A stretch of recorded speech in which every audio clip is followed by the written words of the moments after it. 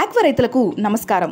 నేటి కౌంటు ధరలు ఏ విధంగా ఉన్నాయో తెలుసుకుందాం. 20 కౌంటు 500 రూపాయలు, 25 కౌంటు 480 రూపాయలు, 30 కౌంటు 425 రూపాయలు, 40 కౌంటు 345 రూపాయలు, 45 కౌంటు 320 రూపాయలు, 50 count 310, 60 count 290, 70 count 260, 80 count 240, 90 count 220, 100 count 210 రూపాయలుగా ఉన్నాయి. వర్షాకాలం రొయ్యల సాగులో పాటించవలసిన చిట్కాలు. వర్షాలు కురుస్తున్న సమయంలో సాధారణంగా రొయ్యలు మేతలు తక్కువగా తీసుకుంటాయి, కాబట్టి ఫీడ్ ని తగ్గించుకుని వేసుకోవాలి.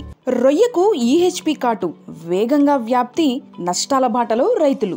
మండవల్లికి చెందిన ఓ రైతు 5 ఎకరాల్లో రొయ్యల సాగు చేపట్టారు. చెరువులో 60 రోజులకు 70 నుంచి 80 కౌంటు రావాల్సి ఉండగా ఈహెచ్పి సోకడంతో 220 కౌంటు వచ్చింది. 15 లక్షల రూపాయల వరకు పెట్టుబడి పెట్టిన రైతుకు కేవలం 2,40,000 రూపాయలు మాత్రమే చేతికొచ్చాయి. పిల్లల్లో వ్యాధి లక్షణాలు ఎక్కువ. రొయ్య పిల్లల్లో ఈ వ్యాధి లక్షణాలు ఎక్కువగా ఉంటాయి.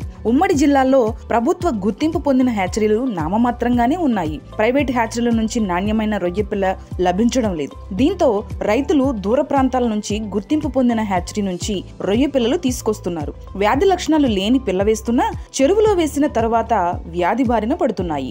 నష్టం ఇలా: ఈహెచ్పి రొయ్య హెపటోపాంక్రియాస్ లో చేరి జీర్ణకోశాన్ని కబళిస్తోంది. రొయ్య జీర్ణించుకునే పోషకాలను పీల్చుకొని జీవిస్తుంది. దీనివల్ల రొయ్యల్లో సరైన ఎదుగుదల ఉండదు. పరిమాణంలో హెచ్చుతగ్గులుంటాయి. ఆశించిన కౌంటు రాదు. రొయ్య రంగు మారి రొయ్యల సాగులో కొన్ని రోజులుగా ఈహెచ్పి ఎంటెరోసైటోజాన్ హెపటోపీనై వ్యాధి రైతులను నష్టాల బాట పట్టిస్తుంది.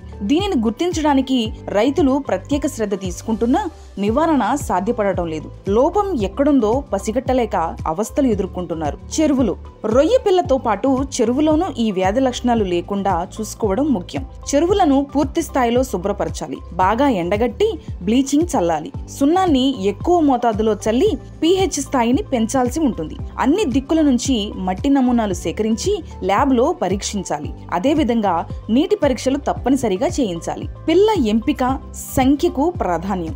ఎకరాకు 30 నుంచి 40 వేలు వరకు రొయ్య పిల్ల వేయడం మంచిది. గరిష్టంగా అయితే 50,000 వరకు వేయవచ్చు. ఎక్కువ మంది 1,00,000 వరకు వేస్తున్నారు. ఆ మేరకు మేత వేయడంలో రొయ్యలు తినగా మిగిలింది చెరువు అడుగు భాగంలోకి దిగి కలుషితంగా మారుతుంది. యాజమాన్య పద్ధతులు, నిబంధనలు పాటించడం ద్వారా వ్యాధులను నియంత్రించవచ్చు అని మత్స్యశాఖ జిల్లా అధికారి బి నరసయ్య గారు సూచించారు. మన రొయ్యరాజు యాప్ ని డౌన్లోడ్ చేసుకుని లబ్ధి పొందండి.